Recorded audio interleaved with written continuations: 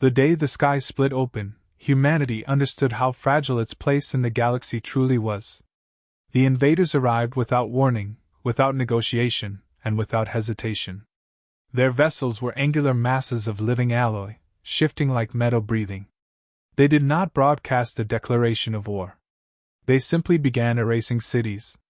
In minutes, the world's most fortified defense grids flickered and died under waves of weapons no human scientist had language for. Nations that had prepared for every imaginable threat found themselves helpless against an enemy that seemed to treat planetary shields as thin fog. What stung most wasn't the fear of extinction. It was the silence from those humanity had once trusted. The Galactic Council, those enlightened arbiters who had welcomed humanity into interstellar society, stopped answering calls the moment the first Terran fleet fell. Their envoys, once eager to trade knowledge and culture, went dark. The allied species, who had promised assistance in times of crisis, retracted fleets and sealed their borders. Some delivered polite messages of regret, others didn't bother with excuses. They had seen this enemy before and understood what it meant. They believed Earth was already lost, and they refused to risk their own worlds for a battle they considered unwinnable. Human leaders pleaded for aid.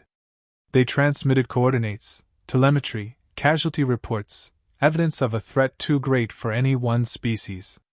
The Council responded with a formal declaration of strategic non-engagement, a phrase humans instantly recognized as abandonment. A defensive coalition of 27 races had existed in name, but when humanity's hour of need arrived, the coalition evaporated. The few ships stationed near human space jumped away without a farewell, leaving Earth's orbital perimeter exposed and fractured. As the invaders descended, panic rippled through every remaining defense line. The initial resistance was heroic but futile. Jets vaporized mid-flight, armored divisions melted into reflective craters, and entire battalions disappeared under barrages that warped matter itself. Even so, humanity fought tooth and nail, driven less by strategy and more by the instinct to survive. But survival looked like a mathematical impossibility. Whoever these creatures were, they had spent centuries perfecting conquest. Their movements were systematic, cold, and precise. They didn't invade to occupy. They invaded to extinguish. The breaking point came when a final transmission from an allied species arrived. It was short, clearly uncomfortable, and devastating. "We cannot challenge this foe. No intervention will come. Evacuate what you can." No instructions. No backup. Just acceptance of humanity's death sentence. It wasn't the message itself that crushed morale, it was the tone. They weren't filled with regret. They were relieved to be far away. Across the battered remains of Earth's command network, the realization sank in. Help wasn't coming. Not today, not ever. Humanity had been judged weak, disposable, and statistically unworthy of saving. A species barely 2 centuries into interstellar exploration was considered a footnote in a conflict ridden long before humans left their solar cradle. If extinction was inevitable, no one beyond Earth intended to share the burden. Yet amid the despair, something sharper began to form. It started with a handful of officers who refused to broadcast surrender, spread through engineers who kept repairing equipment even as they bled, and ignited in civilians who opened their homes to strangers with nothing left. Humanity discovered a truth the Council had never understood. When humans are cornered, they don't fold. They evolve. They focus. They resist with a stubbornness that borders on defiance against the universe itself. The invaders expected panic. They expected collapse. Instead, they found pockets of survivors refusing to scatter. They found soldiers fighting even after their weapons overheated. They found families forming supply lines under bombardment. They found a species too inexperienced to know when to give up. And as Earth's last continental defense grid collapsed, a single message surged through the fractured human comms network, a declaration born not from hope, but from raw human resolve. If no one will stand with us, then we stand alone. It wasn't a plea. It was a promise. And for the first time since the invasion began, humanity meant every word. In the ruins left behind by the first waves of devastation, A new kind of order began to form. Not the organized calm of governments, or the rigid hierarchy of militaries. Those structures were either shattered or overwhelmed. What emerged instead was raw, instinctive, and unmistakably human, a refusal to disappear. The survivors who managed to gather weren't the strongest, or the most skilled. They were simply the ones who refused to stop moving when everything asked them to lie down and die. What remained of Earth's command chain fragmented into clusters of resistance cells. Former officers linked scavenged transmitters together to rebuild fractured communication lines. Engineers who once designed civilian infrastructure shifted overnight into battlefield architects, converting abandoned tunnels, collapsed train systems, and burned-out factories into makeshift strongholds. No one waited for approval. No one asked for permission. Humanity, stripped of its allies and its safety nets, rediscovered the survival instincts that had once carried its ancestors through ice ages and extinctions. Weapons became a central problem.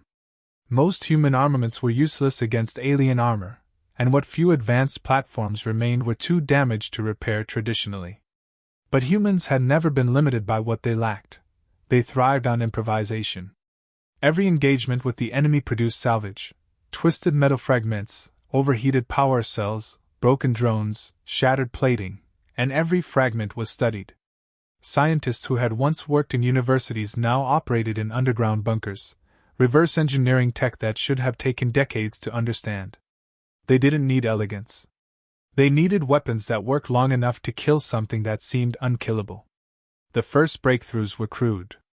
Repurposed alien batteries used as unstable explosives. Modified plasma shards routed through human wiring, barely stable, often burning out after a single shot.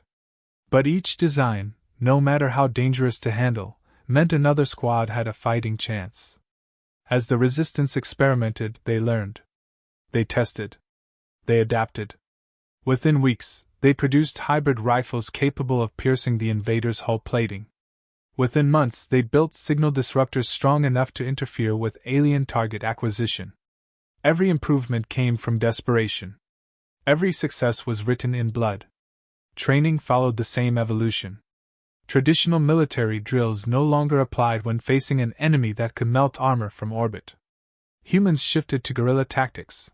Hit hard, vanish fast, exploit every blind angle. Recruits learned to navigate collapsed environments, to fight without relying on lines of sight, to stay silent for hours, to survive on minimal supplies, and to improvise solutions under fire. Veterans taught rookies not by textbooks but by lessons carved from experience. How to predict patrol routes, how to read alien movement patterns, how to time an ambush so precisely that a few seconds meant life or death. As these groups grew more coordinated, something the invaders hadn't anticipated emerged: cohesion. Humanity, fractured by borders and languages only a short time ago, unified under the shared reality of annihilation. Cultural differences vanished when people fought shoulder to shoulder. No one cared where you came from if you were willing to stand your ground. Every survivor contributed. Medics ran triage stations in basements with no electricity. Programmers hijacked alien frequencies using equipment held together by scorched cables, and farmers turned agricultural machinery into armored transports. Small victories began to accumulate. A patrol wiped out without losing a single human. A supply convoy intercepted and captured. A jammer deployed that temporarily blinded enemy scouts. These wins weren't strategic triumphs, but they proved something profound: the enemy could bleed. The invaders adjusted their tactics, but each change revealed more about their weaknesses. They were powerful but rigid, efficient but predictable. They relied too heavily on assumptions about how their prey would behave. And humans refused to behave like prey. Word of resistance successes spread across bunkers and hidden networks, carrying a quiet message that ignited determination far beyond the battlefields. The invaders were not invincible. Humanity had no allies, no reinforcements, no outside support, but it still had itself. The species that every advanced race had written off as naive and inexperienced was now building an arsenal out of scrap and defiance. The invaders had expected the fight to end quickly. They had expected surrender. What they found instead was a growing force of survivors who had learned their tactics, stolen their technology, and hardened their resolve into something immovable. Humanity, abandoned and cornered, was becoming far more dangerous than anyone had predicted. The moment humanity learned how the invaders thought, the war shifted. The enemy relied on overwhelming force, automated precision, and a doctrine that assumed their superiority was absolute. They had crushed advanced civilizations before, so they approached Earth with the same formula: intimidate, isolate, destroy. But their model had never accounted for a species that turned every disadvantage into fuel for innovation. Resistance networks began studying patterns in the invaders' deployments. Their formations were mathematically perfect, but their perfection made them predictable. Patrol routes cycled at fixed intervals. Drone behavior followed rigid algorithms. Their chain of command responded slowly to unexpected events, as if improvisation was beneath them. Human tacticians didn't just notice these flaws, they exploited them relentlessly. Ambushes became surgical operations designed to slice into the seams of alien routines. A patrol that didn't return on schedule caused minimal concern for the invaders. They believed the planet's environment was more dangerous than its inhabitants. That arrogance became their blind spot. Human engineers accelerated their hybrid weapon development. They discovered that alien shielding wasn't uniformly strong, it fluctuated in microbursts when the creatures communicated. By synchronizing attacks with those fluctuations, human squads could pierce armor that previously shrugged off tank shells. The invaders, who once marched openly through cities, began avoiding enclosed spaces out of fear of hidden detonators. Their attempts to adapt only revealed more vulnerabilities. When they shifted to higher altitude scans, human hackers flooded their sensors with fabricated readings, ghost armies, phantom bases, decoy heat signatures, forcing them to waste energy firing at empty air. The Resistance captured its first intact alien drone after a brutal engagement in the outskirts of a ruined metropolis. What they found stunned them. The drone contained an embedded recording module cataloging every life form it encountered.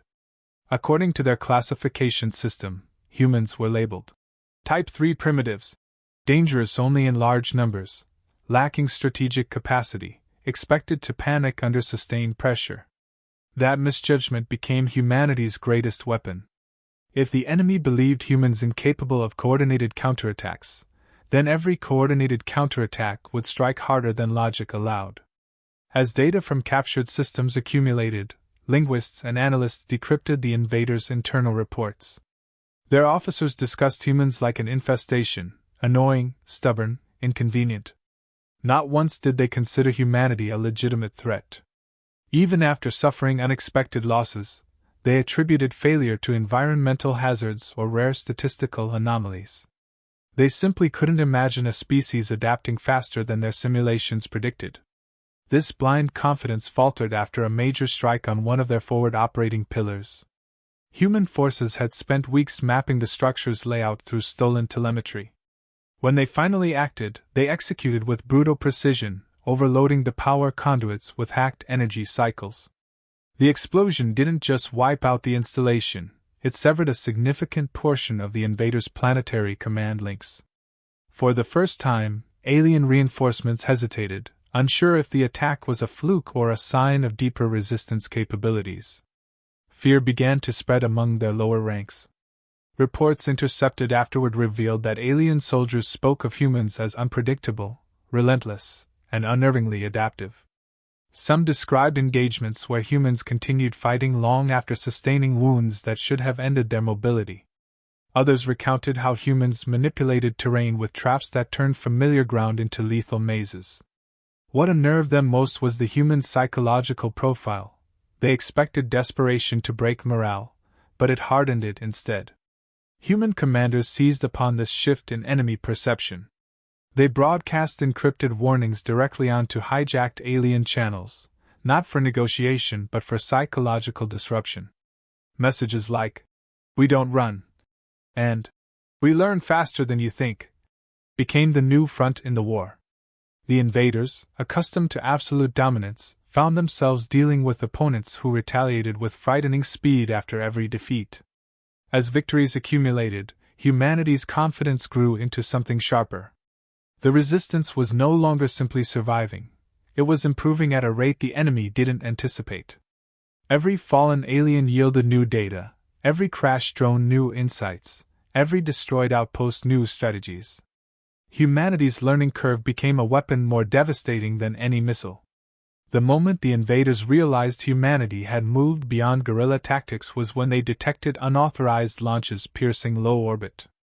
Not crude rockets, but captured vessels, patched together, fought over, and flown by people who had mastered alien controls through trial, error, and sheer stubbornness. For the first time, the invaders understood that humanity wasn't just resisting. Humanity was preparing to strike back. Once humanity took its first ship off the ground, everything the invaders believed about the conflict unraveled. They expected humans to struggle with alien systems too complex to decipher, but the captured vessels were dissected and understood piece by piece. Every console was rewired, every interface mapped, every reactor studied until human pilots could operate them with improvised controls built from scavenged hardware. The ships flew with parts that had no business working together, yet they functioned because humans refused to accept limitations. The first offensive sorties weren't elegant. They were loud, unstable, and incredibly dangerous for their crews. But they worked. Strikes on isolated alien relays cut deep into the enemy's supply network. Orbital sentry platforms, once untouchable, became targets for daring raids that left them tumbling and dead in space. The invaders reacted with disbelief. Their war doctrine had never accounted for an enemy that learned their technology faster than neighboring civilizations had over centuries. Zero-gravity combat became another arena where humans shattered expectations. The invaders relied on exoskeletal stabilizers that kept them balanced in environments without gravity. Humans, lacking such enhancements, learned to maneuver using momentum, recoil, and instinct. What should have been a disadvantage became a style of movement the enemy struggled to counter. Human boarding teams launched themselves from captured ships using magnetic grapples, breaching hulls with improvised explosive charges and spreading through corridors with a fluidity that looked chaotic but was ultimately precise. The invaders were built for symmetrical engagements. Humans fought with creativity shaped by desperation, and it gave them the edge. As the resistance advanced, they reached colonies the invaders had conquered long before Earth.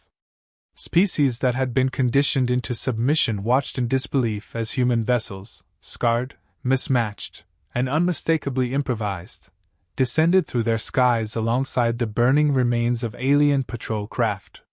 When ground teams stormed detention complexes to liberate survivors, the reactions were almost always the same: confusion first, then hope, then a realization no one expected.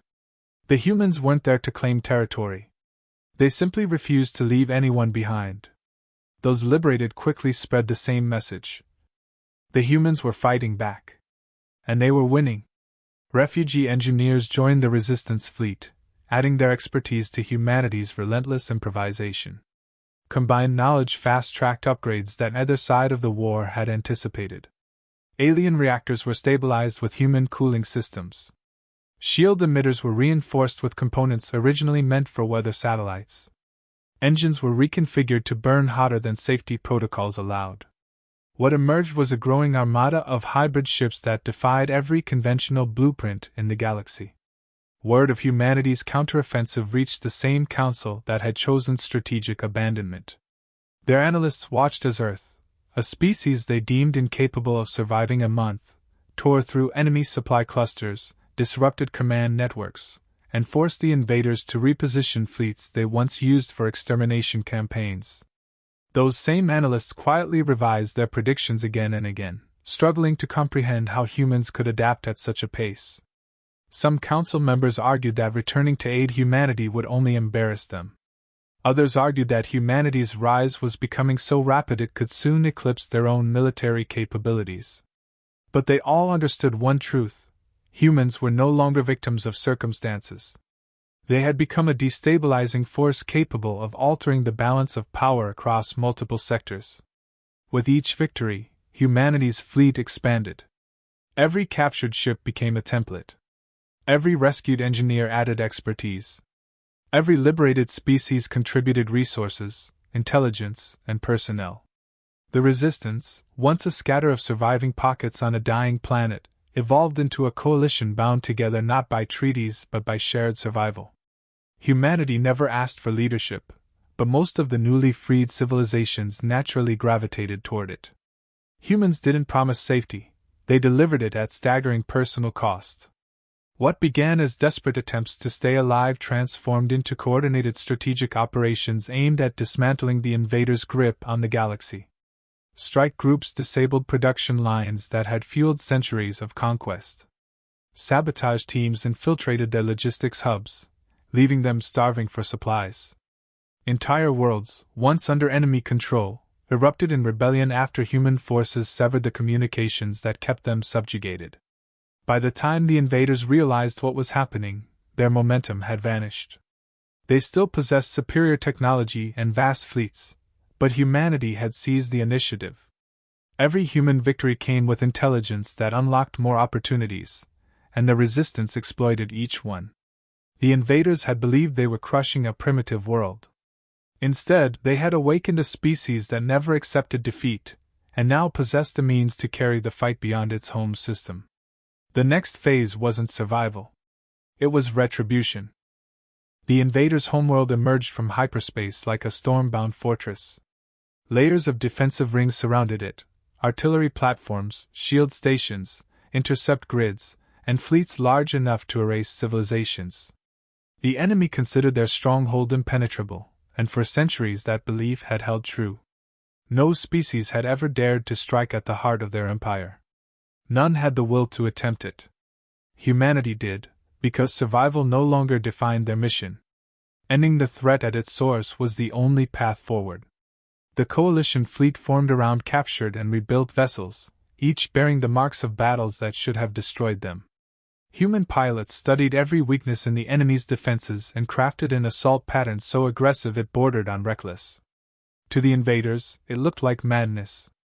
To humans, it was simply the next logical step. The fleet moved with unified purpose, drawing fire that would have vaporized more cautious attackers. Shields rattled, hulls cracked, and reactors strained, yet the humans pushed deeper, using momentum to break through layers of defensive fire no species had ever breached. The enemy expected fear. Instead, they encountered a determination so absolute it frightened them more than any weapon. Human ships dove headfirst into kill zones to create openings for the coalition behind them.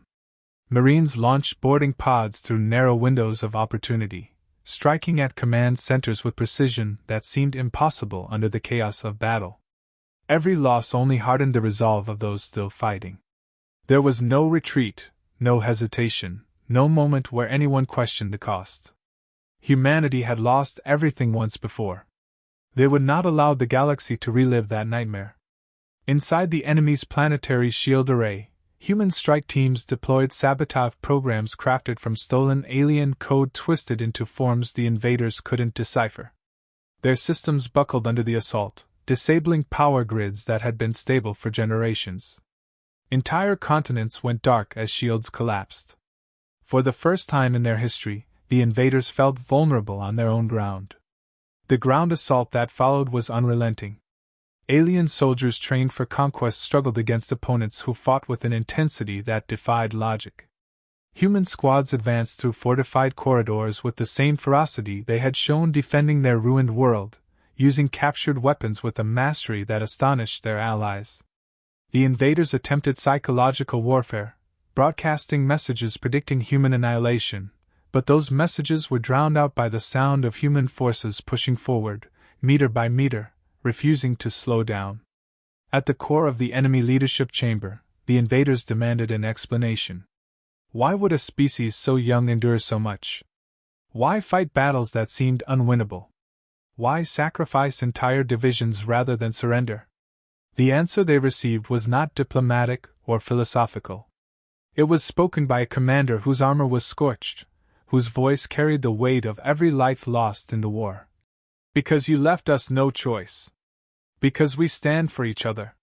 Because we don't break. Those words spread across the enemy command network moments before it collapsed. The final blow came when human engineers overloaded the central control nexus, triggering a cascade failure that seized their fleet coordination systems. Without structure, without communication, the invaders' empire fell apart in real time. Ships fled in disarray, troops abandoned positions, and the once feared war machine disintegrated. When the dust settled, the coalition looked to humanity not as victims, but as the force that had shattered a terror that once seemed eternal. The same council that had abandoned Earth watched with stunned disbelief as humans stabilized liberated worlds, evacuated civilians, and provided aid without conditions. They did not demand tribute or dominion. They simply ensured no species would face what humanity had endured alone. Across the galaxy, one truth echoed louder than any broadcast: humanity had been underestimated not because it was weak, but because no one understood the depth of its resolve. The species once dismissed as primitive had confronted an empire and survived by refusing to accept defeat. The war ended with a simple declaration carried across thousands of systems: humanity never needed to be saved. It simply needed the chance to fight back.